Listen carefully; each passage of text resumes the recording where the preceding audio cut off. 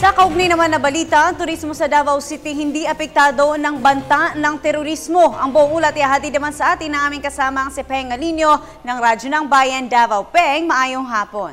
Maayong hapon, Princess. Maraming siya ni Davao City Tourism Operation Officer o CTOO Chief Lizette Marquez. May mga banta ng terorismo na muna ibinalita kay Davao City Mayor Jiggy Duterte, hindi naman anya ito naka-apekto sa terorismo ng lungsod at wala rin anya silang tatanggap ng mga kanselasyon sa mga nauna ng mga bookings para mamasyal sa Davao. Marihing sinabi ni Marquez na kahit paman may mga travel advisories ang bansang Australia at United Kingdom o UK ay hindi anya sila nababahala. Dahil sa simula pa noon hanggang ngayon ay mahigpit pa rin ang pagbabantay sa seguridad ng mamayan, lalo na sa panig ng Task Force Davao sa pamumuno ni Colonel Macaidog Alberto at Police Regional Office o PRO 11 sa pamumuno mismo ni Police Chief Superintendent Wendy Rosario.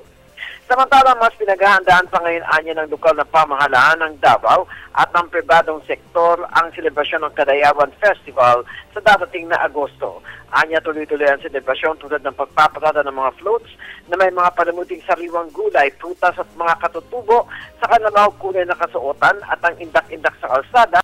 Pa-contest ng lokal na pamahalaan, ang premyo nito ay maabot pa sa higit 200,000 piso at ang mga lumalahok dito ay hindi lamang mga taga-Davao, ngunit maging galing pa sa iba't ibang rehiyon sa Mindanao na dinarayo ng mga dayuhan at lokal na turista taon-taon. Para sa Telebisyon ng Bayan, Peng Alinio, Radyo ng Bayan, Davao.